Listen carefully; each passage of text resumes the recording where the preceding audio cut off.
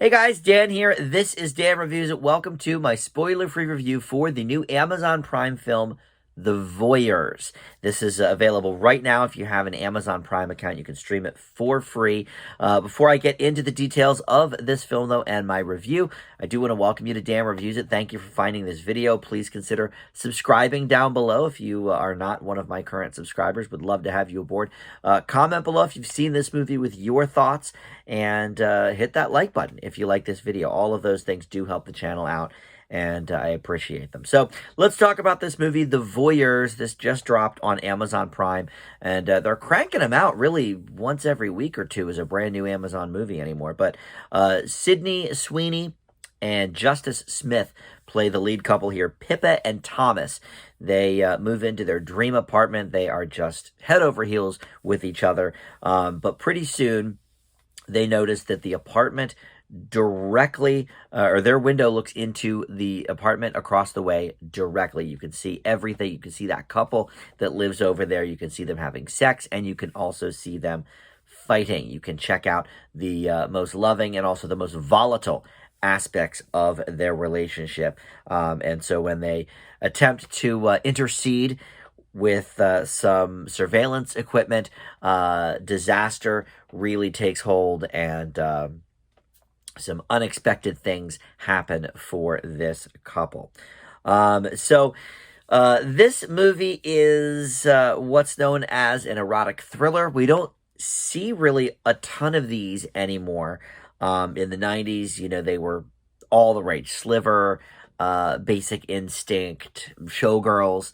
But lately, if we get something in the erotic department, it's more of an erotic drama, like a 50 Shades of Grey, that horrible Netflix movie last year, 365 Days.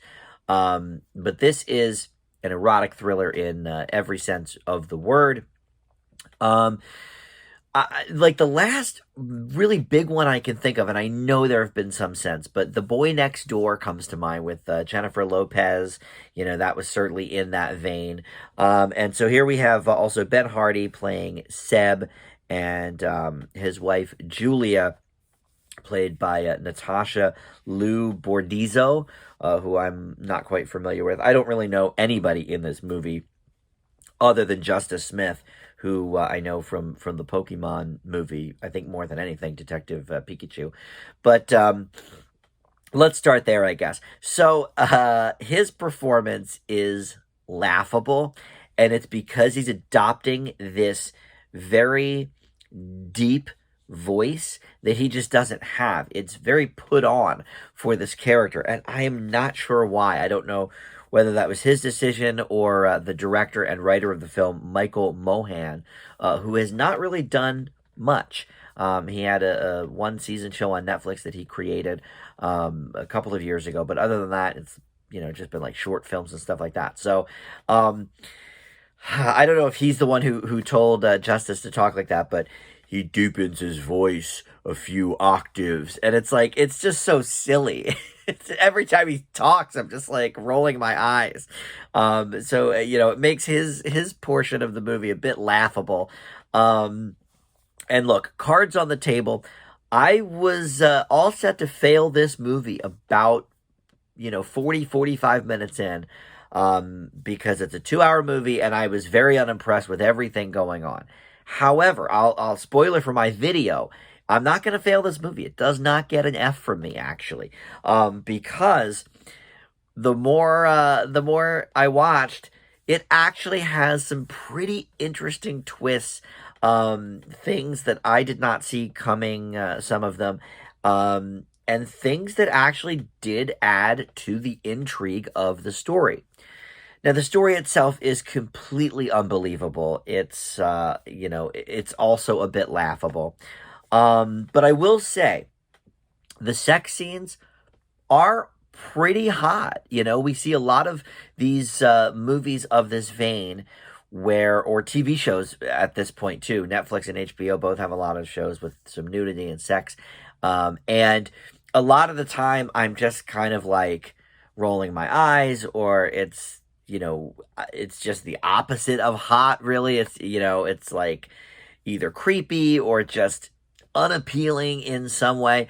But I have to say the sex scenes here in this movie, they were on point, you know. Everybody is attractive, of course. That's the point of a lot of these types of movies. But they were filmed in a way that it was actually pretty erotic. So they got that part right. The thriller, a bit hit or miss. Like I said, the first half almost it is just the whole story is very ridiculous, and the way they insert themselves, and all of this as it keeps coming up. But the more twists and turns of this story, yes, the more unbelievable it becomes, even though it's already unbelievable enough. Yes, it does do that, but it actually gives the movie some sort of a point, some sort of intrigue for these characters and what's going on. So for that, I do have to give it credit. But look, this movie is not good. It's really not. And look, I am a defender of that first 50 Shades of Grey movie. The second and third ones were both very bad.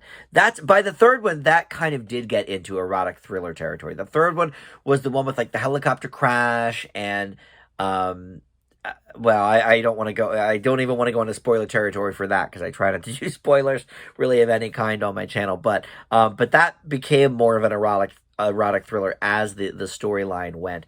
But look, it's a genre we don't see that much anymore. I think there's probably a good reason for that.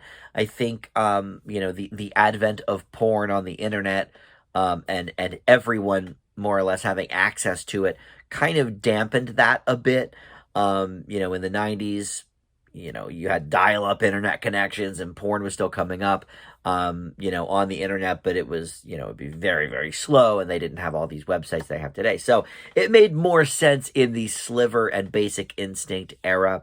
But this type of story with, the Rear Window kind of stuff has been happening, obviously, since the Rear Window days and probably even before that, with Hitchcock. But overall, like I said, I'm not going to fail this movie because it did give me some intrigue starting about at the halfway point.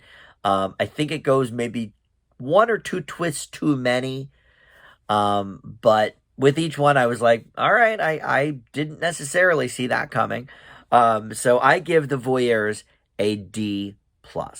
It's still a bad movie. It's a negative grade, but I was pretty sure I was going to fail it for the first act and a half of this movie. So I guess that is some bright spot. Thank you for watching. Dan Reviews It, and we will see you next time.